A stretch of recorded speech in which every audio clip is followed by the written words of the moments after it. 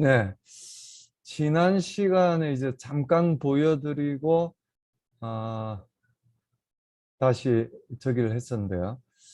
아, 잠깐만요. 네, 좋습니다. 예, 유체역학이란 건 말 그대로 이제 유체 자체 또는 고체 표면과 유체 경계에 미치는 효과에 대해서 연구하는 학문이라고 이야기를 할 수 있습니다. 역학에 대해서도 지난 시간에 말씀드렸고 유체에 대해서도 이제 말씀을 드렸는데요. 이번 시간에 조금 더 자세하게 말씀을 드릴 예정입니다.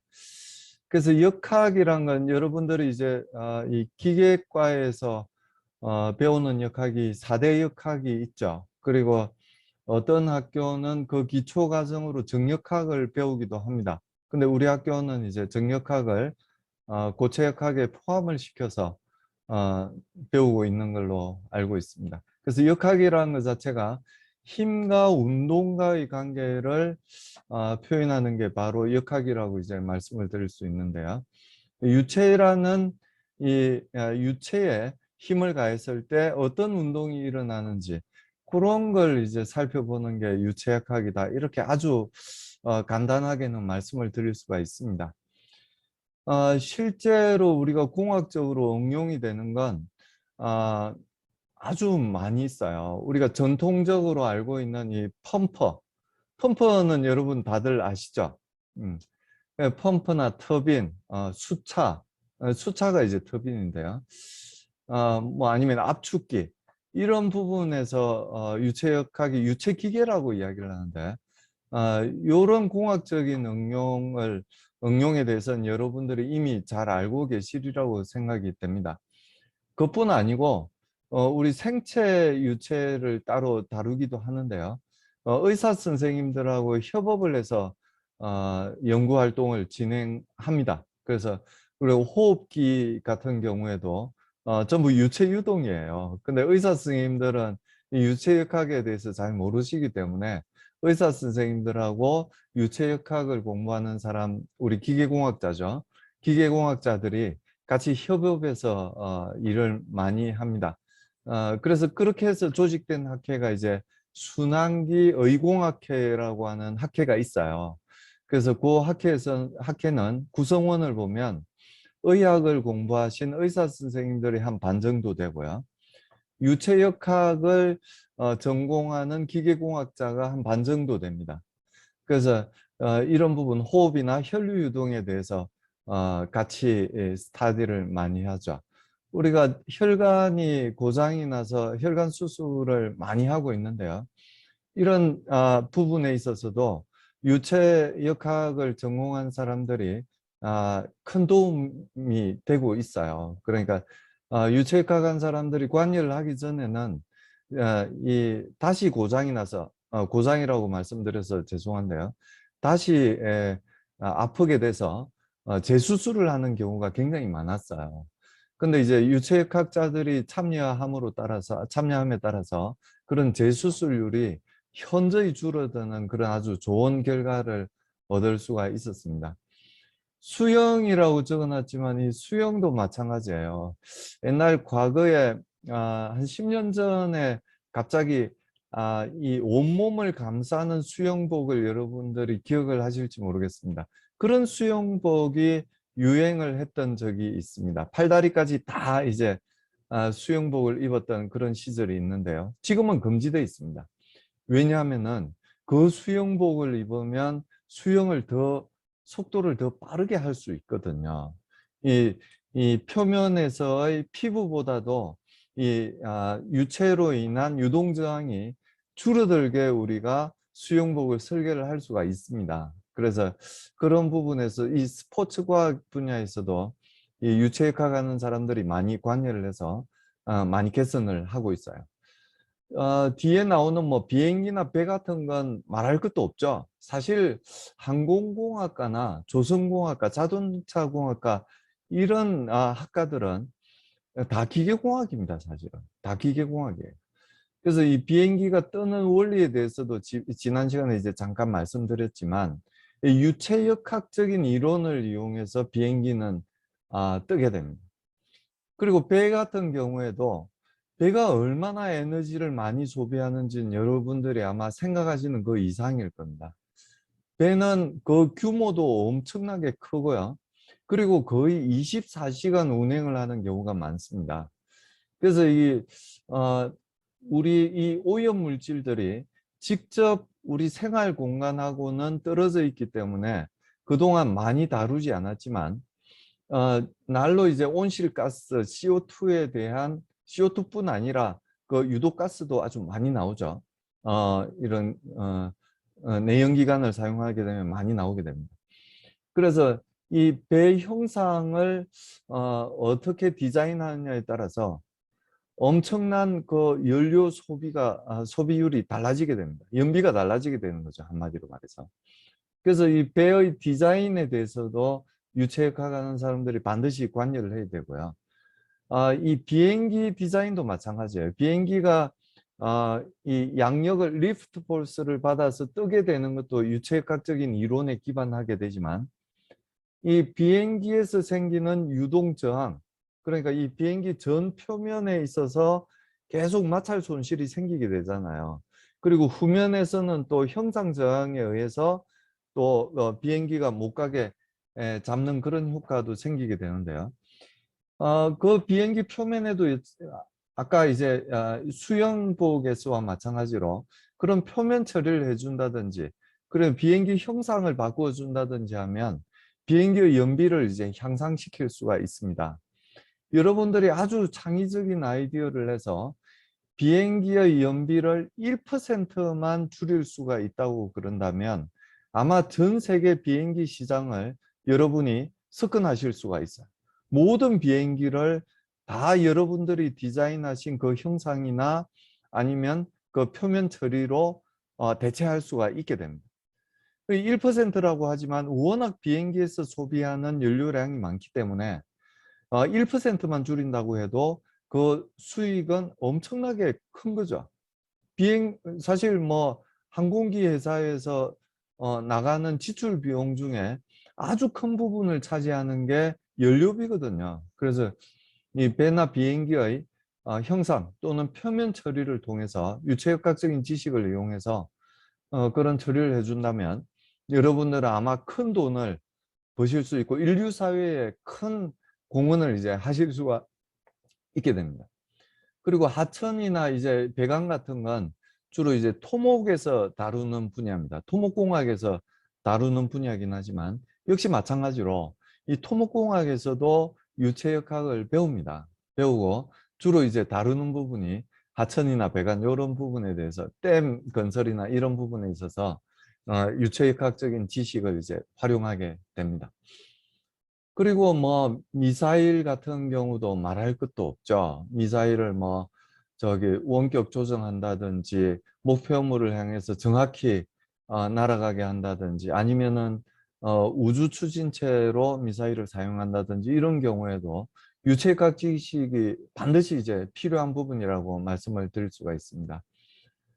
그리고 뒤에 나와 있는 뭐 엔진이나 뭐 제트팬이죠. 제트팬이나 뭐 스프링클러나 뭐 이런 경우에도 전부 유체를 사용하는 유체 기계들이에요. 그래서 혹시 뭐 유체역학을 안 듣고 기계공학과를 졸업하겠다 그런 생각을 가지신 분들은 물론 지금 참여하신 분들은 다 유체역학을 수강하기 때문에 참여하시긴 하셨는데요.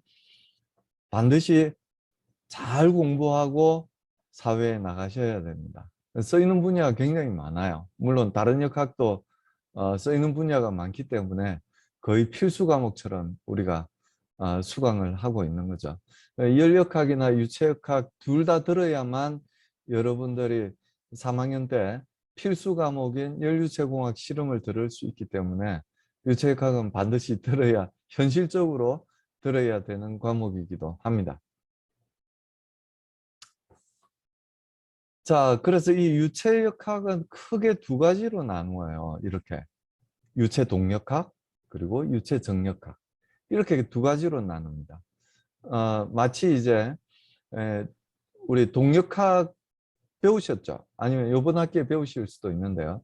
이 동력학이 역시 이 고체에 있어서 이 힘과 운동과의 관계를 이제 다루는 학문이라면, 유체역학은 이제 유체에 있어서 힘과 운동과의 관계를 이제 다루는 학문이 되고요.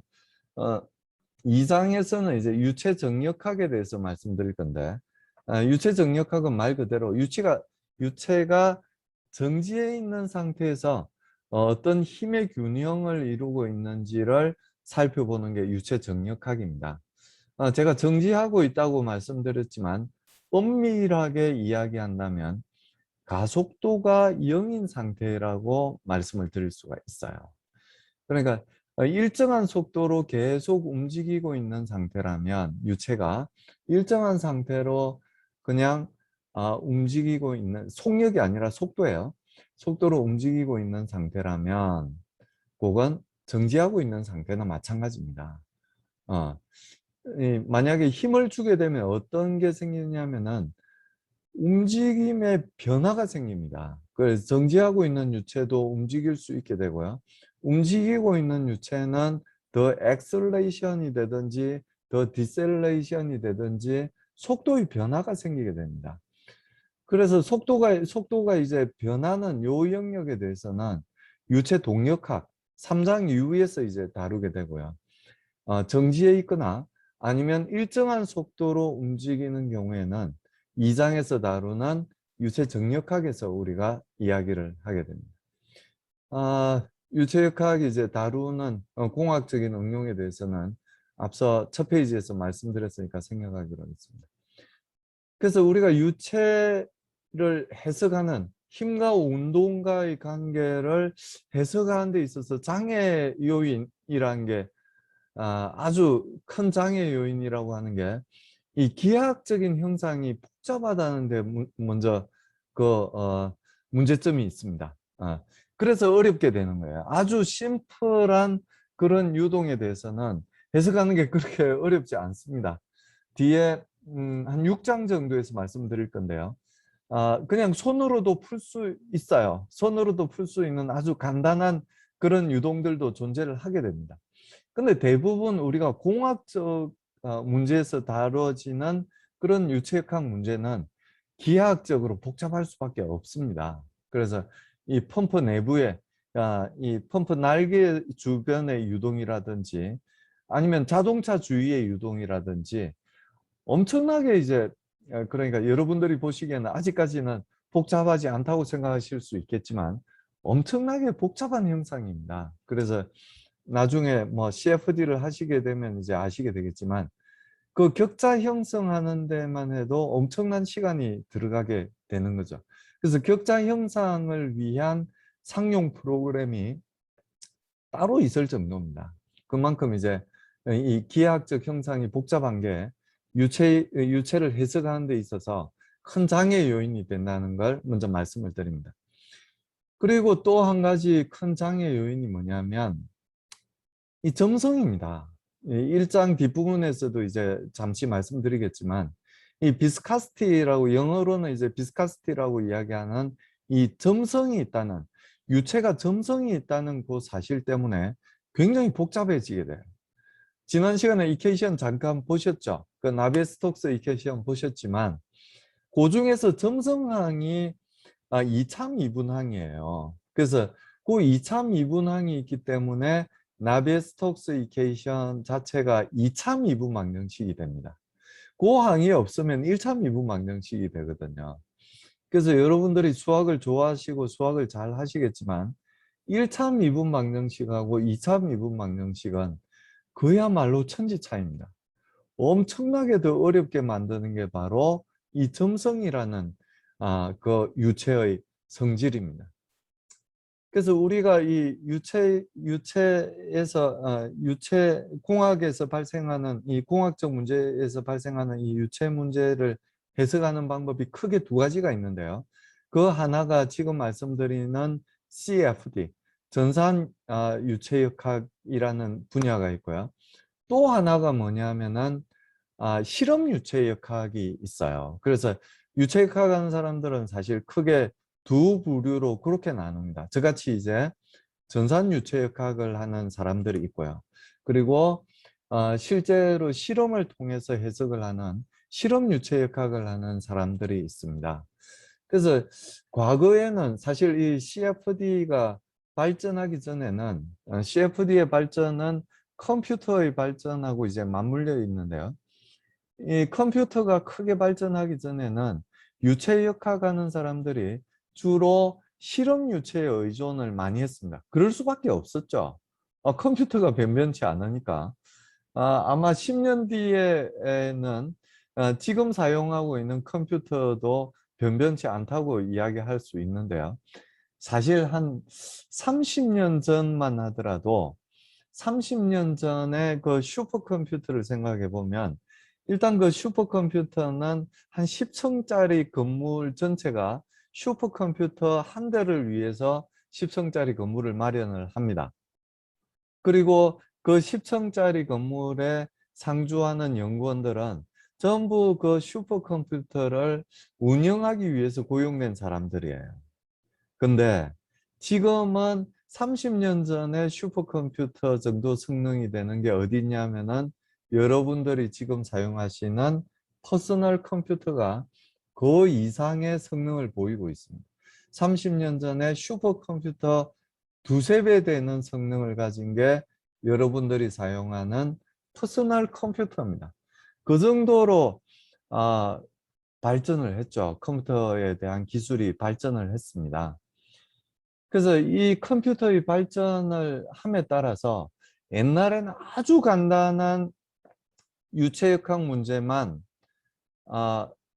컴퓨터를 사용해서 해석을 했었어요. 그것도 슈퍼컴퓨터를 사용을 해서 해석을 했습니다. 여기 보여드리는 이제 평판이나 그러니까 평평한 판 위에 그냥 흘러가는 유동이에요. 아니면 원형 파이프 내부에 흘러가는 유동. 이런 유동에 대해서 슈퍼컴퓨터를 사용해서 30년 전 이야기예요. 슈퍼컴퓨터를 사용해서 한 1년 정도 해석을 하면 한 가지 케이스에 대한 답을 얻을 수가 있었어요. 이런 아주 간단한 유동에 대해서 해석을 하는데. 근데 그 정도 슈퍼컴퓨터로 1년 정도 계산을 해서 얻을 수 있었던 계산 결과를 지금은 어떠냐 하면은 여러분들 퍼스널 컴퓨터를 사용해서 2시간 정도 해석을 하면 그 결과를 얻을 수 있습니다. 그러니까 아까 제가 말씀드렸던 30년 전에 슈퍼컴퓨터의 두세 배 정도 성능이라는 건 제가 잘못 말씀을 드린 게 되네요. 한 100배 정도 되는 성능의 컴퓨터를 여러분들이 개인적으로 사용을 하고 계신 거예요. 컴퓨터의 속도가 엄청나게 빨라지게 된 거죠. 그에 따라서 우리는 이 복잡한 형상에 대해서도 CFD로 해석을 할 수 있게 되는 겁니다. 그래서 지금은 이제 어느 단계까지 왔냐면은 이 펌퍼를 설계할 수 있는 전용 소프트웨어까지 상용 패키지로 개발이 돼 있어요. 그게 무슨 이야기냐? 여러분들이 직접 코딩을 하실 필요는 없다는 이야기예요. 그냥 유저 서브루틴만 필요한 게 있으면 대부분은 유저 서브루틴을 입력할 필요 없이 그 패키지 안에서 전부 해결이 됩니다. 해결이 돼요. 근데 필요한 경우에는 유저 서브루틴을 작성해서 넣어야 되겠죠. 그래서 그만큼 이제 이 컴퓨터도 발달했고 이 프로그램도 상용 프로그램이죠. 한 카피에 원 유저가 사용하는데 한 1억 정도는 줘야 될 거예요. 1년 정도 원 유저가 사용하는데 1억 정도는 줘야 될 겁니다. 물론 회사에서는 그 비용을 지불하면서 그 소프트웨어를 사서 펌프를 디자인합니다. 실제로. 그래서 그걸 누가 해야 되느냐? 여러분이 하셔야 되는 거죠. 옛날에는 아주 간단한 유동에서 난류 해석을 해서 박사학위를 그걸로 받았지만 지금은 그렇지 않아요. 지금은 여러분들이 펌프 해석도 그냥 딴 사람이 만들어 놓은 프로그램을 가지고 펌프를 디자인할 수 있습니다. 펌프 날개 각도를 어떻게 해야 되는지 그리고 케이싱은 어떻게 디자인해야 되는지 그런 걸 쉽게 다 할 수가 있습니다.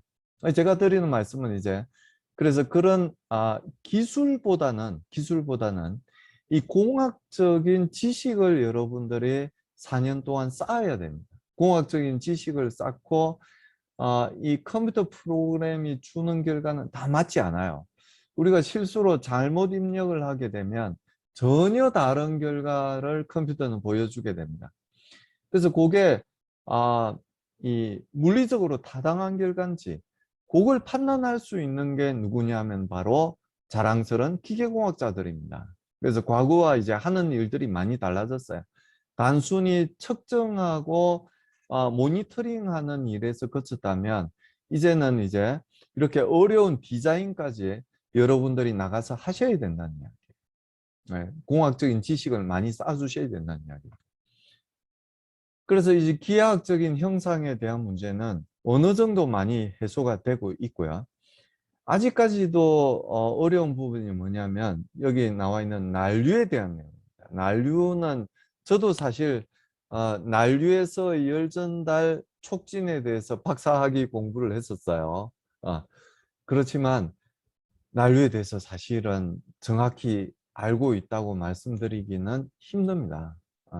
물론 여러분들보다는 훨씬 많이 알고 있지만 아마 뭐 그런 말이 있어요. 하나님 앞에 가면은 두 가지 여쭤볼 게 있는데 하나가 상대성 이론이고 하나는 난류다. 그런 말이 있습니다. 그리고 덧붙이는 말이 뭐냐면 아마 하나님이 상대성 이론에 대해서는 잘 설명해 주실 것 같은데 하나님도 난류에 대해서는 잘 모르시지 않을까 그렇게 생각한다고 덧붙이는 말이 있습니다. 그만큼 난류가 어려워요. 그래서 우리가 난류는 사실 대학원 과정에서 한 학기 동안에 난류 기초에 대해서 배우고요. 그리고 난류 모델링에 대해서 또 한 학기 동안 배우게 됩니다. 그래서 이 학부 과정에서는 난류가 뭔지에 대해서만 말씀을 드리는 그런 수준에 그치게 됩니다. 그래서 이 프란들이라는 사람이 1904년에 이제 발표한 이론이 바운더리 레이어 시어리, 우리말로는 이제 경계청 이론이라고 하는 시어리입니다. 그래서 이 경계청 이론이 나오기 전하고 나오고 나서는 이 유동 해석하는 데 있어서 아주 새로운 시기를 맞이했다고 그렇게 볼 수가 있습니다. 그래서 경계청 이론에 대해서는 우리가 7장에서 말씀을 드릴 거고요. 이 경계청 이론에 대해서는 우리가 연료체공학 실험 시간에 그 이론 시간에도 다시 말씀을 드릴 거고 그리고 전산유체역학 시간에도 이 경계청 이론에 대해서 다시 또 말씀을 드릴 거예요. 그리고 이번 학기 강좌에서도 시간이 된다면 경계청 이론에 대해서 짧게 말씀을 드릴 예정입니다. 그래서 여러분들이 아마 이 경계청 이론을 보시면 정말 기발하구나. 이걸 이해하는데도 이렇게 어려운데 이걸 만들어낸 프란들이라는 사람은 얼마나 천재일까. 이런 존경심을 갖게 됩니다. 그리고 이제 이 점성 때문에 결국 생기는 게 이 경계청이 생기게 되고요. 그리고 유동의 불안정성이 생기게 됩니다. 그래서 이 유동의 불안정성은 결국은 난류가 되게 돼요. 우리가 비행기를 타면 항상 듣는 이야기가 난류, 터뷸런스에 관한 이야기입니다. 이 난기류라고 이야기도 하기도 하죠. 여기에서 난류할 때 이 나는 어지러울 난자입니다. 그러니까 우리가 중학교 때 배웠던 난류, 따뜻한 유동, 그 난류가 아니에요. 이 바다의 해류가 두 가지가 있죠. 난류가 있고 한류가 있는데 그 난류가 아닙니다. 여기서 말하는 난류는 어지러울 난자, 유동이 아주 불안정하다는 그 이야기입니다. 그래서 이 난류가 이제 유발되게 되고요. 이 난류 상태는 우리가 다루는 이 공학적인 문제에서 생기는 유체 유동의 90% 이상, 뭐 제가 생각할 때는 99%인데요. 99%는 난류라고 보셔야 돼요. 95%라고 그래야 되겠네요. 왜냐하면 요즘 이제 크게 또 각광받고 있는 분야가 이제 이런 생체 유체역학인데요. 요즘 이제 코로나 때문에 이 분야에 대한 관심이 더 높아지기도 하는데, 우리가 진단을 할 때 어떻게 하냐면은 이 레보너 칩이라고 해서 작은 칩 위에 피 한 방울만 떨어뜨리면 이 피의 성분 해석을 다 DNA 해석까지 다 할 수가 있는 키트가 개발되고 있어요. 일부 사용되기도 하고요. 그래서 거기에서 생기는 유동은 난류가 아닙니다. 청류입니다. 그래서 난류인 부분이 조금 이제 줄어들긴 했는데요. 그 부분이 조금 확장되면서 조금 줄어들긴 했는데, 우리가 기계공학에서 다루는 대부분의 유동은 난류 유동이라고 생각을 하셔야 됩니다. 그래서 이 난류를 해석하는 방법은 이렇게 크게 세 가지로 지금은 나눌 수가 있어요. 레이놀즈 에버리지드 나비에 스톡스 이케이션. 그래서 랜스 모델링을 하는 경우가 있고요. 또 라지에티 시뮬레이션이라고 해서 LES라는 기법이 있습니다. 그리고 DNS는 다이렉트 뉴메리컬 시뮬레이션이라고 해서 모델링 없이 해석을 하는 방법이 있습니다. 그래서 랜스나 아니면은 LES는 어쨌든 모델링을 하게 되는 거고요. DNS는 모델링 없이 격자를 아주 잘게 자르고 타임 스텝도 아주 작게 해서 난류 전체를 그냥 풀로 해석하는 게 DNS라는 방법이고, CPU 타임을 엄청나게 먹는 게 DNS 해석입니다. DNS 해석은 아직까지도 복잡한 형상에 대해서는 적용하는 게 어렵습니다. 아직까지 컴퓨터의 발전이 DNS를 복잡한 형상에 적용을 하기에는 아직까지도 덜 발달됐다고 이야기를 할 수 있고요. 컴퓨테이셔널 스킴은, 기법은 거의 개발이 돼 있는 상태라고 말씀을 드릴 수 있고요. 컴퓨터 하드웨어를 연구하시는 분들이 좀 더 엑셀레이션에서 빨리 좋은 컴퓨터를 개발해 주기를 기대를 하고 있습니다. 두 번째는, 지금은 이제 뭐 이 공학적인 내용이나 수학적인 내용보다는 제너럴한 그런 내용들을 말씀드리고 있으니까 여러분들이 뭐 이해하시는 데는 아무 무리가 없으리라고 생각이 됩니다. 사실 선사시대 때부터 유체역학은 인류가 뭐 유체역학을 알고 이야기하진 않았지만 유체역학을 이용했던 거죠. 돛담배라든지 아니면 로마 시대나 아니면은 우리 조상들이 만들어낸 선진적인 난방기구인 온돌이라든지, 제가 사실 온돌학회 부회장도 지금 맡고 있지만 그런 유동들이 전부 이제 이 선사시대 때, 온돌은 선사시대라고 말하기는 좀 그러네요. 아주 옛날부터 유체학적인 그런 경험에 의한 지식들을 이용해서 활용을 했다, 공학적으로 활용을 했다고 말씀을 드릴 수가 있습니다. 제가 금방 이제 그 온돌에 대해서 잠깐 말씀드렸지만, 온돌은 정말 선진적인 그런 난방 시스템이었어요. 지금도 마찬가지입니다. 지금도 이 서구 세계에서도 이 온도를, 그러니까 바닥 난방을 도입하는 나라들이 점점 늘어나고 있다는 사실. 우리는 사실 이 바닥 난방에 대해서 너무 당연하게 생각을 하잖아요. 그런데 그렇지 않아요. 이 여론과 생활 공간을 구들장으로 구분해서 아주 몇천 년 전부터 사용을 하던 게 우리 민족입니다. 그러니까 최근 100년 전까지만 하더라도 그렇지 않았어요. 그러니까 이 서양이나 뭐 중국이나 일본도 마찬가지예요. 아시아권에서도 마찬가지입니다. 이 온도를 사용한 나라는 우리 민족밖에 없어요. 전부 겨울에는 화토불을 방 안에 들여놓고 사용했어요. 이해가 되세요, 그게? 그 연기도 많이 나고 재도 날리는 그 안 좋은 환경, 생활 환경이 얼마나 오염이 되겠어요. 그런 환경 속에서 살았지만 우리나라 사람들은, 우리 민족은 그렇지 않아요. 얼마나 방바닥이 깨끗했어요. 왜냐? 이 여론이 이 생활 공간하고 완전히 분리가 돼 있었거든요. 여러분들 뭐 그 이야기 조금만 더 드리면 이 굴뚝, 구세라고 그러는데요. 이 굴뚝에서 나오는 연기가 뜨거울 것 같아요? 아니면은 그냥 미지근하거나 차가울 것 같아요?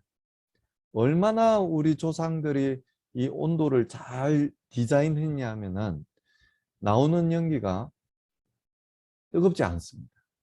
미지근하거나 차가웠어요. 우리 가끔 옛날 사진 보면은 이 멀리서 찍은 사진, 마을을 멀리서 찍은 사진을 보면 연기가 위로 뜨지 않고 마을에 저기 이렇게 깔린 걸 볼 수가 있어요. 그게 안개가 아니거든요. 아침에 이제 아침 식사 준비하기를 조리를 하기 위해서 불을 떼게 되면은 그 연기가 그러니까 요리에도 사용하고 난방에도 같이 사용을 한 거죠. 그 열기를 전부 구들장에 다 전달을 해주고 굴뚝으로 빠져나오기 때문에 이 굴뚝에서 나오는 연기가 뜨겁지 않아요. 뜨겁지 않습니다. 그러면은 이 유동이 구들 그 고래라고 이야기를 하는데요. 구들장 밑에 지나가는 그 구조를 이제 고래 구조라고 이야기를 해요. 이 고래를 지나갈 때 이 유동이 빨리 지나가도록 만들면 안 됩니다. 유동이 빨리 지나가도록 만들면 어떻게 써요? 이 공기가 갖고 있는 열을 구들장에 충분히 전달하지 못하고 굴뚝으로 빠져나가게 돼요. 그래서 그렇게 디자인하면 안 됩니다. 충분히 천천히 빠져나가게 이 고래 구조를 만들어요. 아궁이 구조나 고래 구조나 굴뚝 구조를 그렇게 디자인해야만 나오는 연기가 차가운 연기가 나올 수가 있어요. 여러분 칠불사라고 들어보셨는지 모르겠는데요. 칠불사의 아자방이라는 그 공간에 난방은 1년에 한 번만 했어요. 초겨울에 한 번만, 물론 뭐 아궁이가 엄청나게 크죠. 한 번만 난방을 하면은 겨우 내내 온기가 유지가 됐다고 그럽니다. 그게 우리나라 선조들의 열유체 역학적인 경험에 의한 지식이었어요. 어느 나라, 어느 민족보다도 우리 민족들은 선진적이었어요. 이 난방에 있어서. 1년에 한 번만 불을 지펴 놓으면은 겨우 내내 따뜻해지는 그런 난방 방식이 지금도 존재하지 않습니다. 여러분 아파트 난방할 때 아니면은 그 기숙사 난방할 때 전부 지금 어떻게 하고 있어요? 매일 에너지를 공급해야 됩니다. 보일러를 켜든지 아니면은 공조시설 뭐 켜든지 히트펌프를 사용하든지 매일 사용해야 돼요. 근데 우리 선조들은 그렇지 않고도 난방을 할 수 있었다는 이야기죠.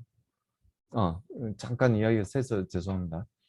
그리고 이제 BC 4세기에는 아까 말씀드린 대로 이런 거 농사를 위한 이 수로 계통을 그 당시에 벌써 다 유체학적인 물론 이때까지도 다 경험적인 지식이었어요. 배운 게 아니고 물론 뭐 이 선배로부터 배웠겠죠.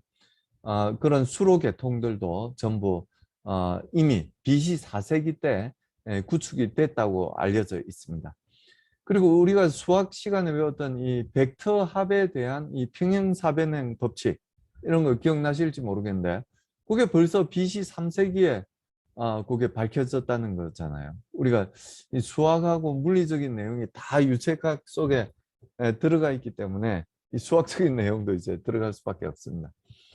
그리고 BC 285년에서 212년 사이에 살았던 아르키메데스, 유레카라고 외쳤던 아르키메데스가 이 부력의 법칙을 공식화한 사람이라고 말씀을 드릴 수가 있고요. 밑에 그림으로 나와 있는 이 스케치나 아니면 그림은 전부 천재적인 물리학자이자 유체공학자이자 화가인 레오나르도 다빈치의 작품입니다. 이 레오나르도 다빈치를 생각하시면 이 모나리자 그림만 이제 생각하실 수가 있는데요. 우리 공학적인 차원에서 보자면 이 모나리자에 버금가는 그런 아주 훌륭한 유체역학자였어요. 이런 그 비행 기구에 대한 스케치나 그에 대한 설명들이죠. 그리고 이것도 역시 비행 기구입니다. 비행 기구에 대한 스케치. 요건 이제 아마 그 뭐라고 그래요? 이게 풍선 이렇게 띄우는 열기구, 열기구에 대한 계략적인 그런 스케치 그리고 설명들이라고 이제 말씀드릴 수가 있는데요. 이 1400년대, 1500년대에 이런 기발한 유체학적인 지식을 갖고 있는지 안 갖고 있는지는 사실 잘 모르겠어요. 이런 유체학적인 디자인을 했다는 게 지금으로서 아주 놀라울 뿐이에요. 이런 게 세상에 존재하지 않는 걸 스케치를 한 거잖아요. 그래서 1차원 정상 유동에 대한 질량 보존 법칙을 이제 유도를 해냈던 사람이 레오나르도 다빈치고요. 그리고 파도, 제트, 하이드롤릭 점프, 그리고 에디 포뮬레이션, 그리고 유선, 낙하산 뭐 이런 거에 대한 개념적인 디자인을 했던 게 바로 레오나르도 다빈치다. 이렇게 말씀을 드릴 수가 있습니다. 이 근대적인 유체역학이라고 그러면 1960년부터 1620년부터 84년까지 살았던 메리오트, 아마 프랑스 사람 같아요. 이 사람이 이제 최초의 풍동 실험을 했던 사람이 바로 이 사람입니다. 그래서 이때부터 이제 본격적인 유체역학이 시작되지 않았나 이렇게 생각을 하고 있습니다. 그리고 이제 이삭 뉴턴이 나오죠. 존경하는 이삭 뉴턴입니다. 저는 사실 이 학문적인 계보로 따지자면 뉴턴으로부터 출발을 합니다. 뉴턴으로부터 출발해서 아주 유명한 이 물리학자, 유체역학자들이 저의 서성에 또 서성에 이렇게 짚고 올라가면 뉴턴까지 올라갑니다. 불행히도 우리는 일제강점기라는 단절기가 있어서 장영실로부터 그 학문적인 계보가 이어지지 못한 것에 대해서 굉장히 유감스럽게 생각합니다만 그건 제가 어쩔 수 있는 일은 여러분들도 어쩔 수 있는 일은 아니죠. 그래서 여러분들도 결국은 이 유체학의 학문적인 계보는 이삭 뉴턴으로부터 출발을 하게 됩니다. 그래서 이삭 뉴턴은 그야말로 이 운동법칙, 힘과 운동과의 관계를 최초로 밝혀냈던 사람이 이삭 뉴턴이라고 이렇게 말씀을 드릴 수가 있고요. 그리고 이 선형유체, 뉴턴 유체라고 우리가 이야기를 하는데요. 뭐 이번 시간이나 아니면 다음 시간에 이제 말씀드리겠지만 이 뉴턴 유체에 대한 점성 법칙을 그 먼저 이야기한 사람이 바로 이 뉴턴이라고 이야기를 할 수가 있습니다. 이 점성에 대해서는 굉장히 유체 역학을 해석하는 데 있어서 어려운 그런 장애물이기 때문에 이 18세기 수학자들까지도 전부 무마찰 유동이라고 가정을 하고 해석을 하게 됩니다. 그래서 이 오일러라든지 뒤에 이제 오일러 방정식에 대해서도 말씀을 드릴 건데요.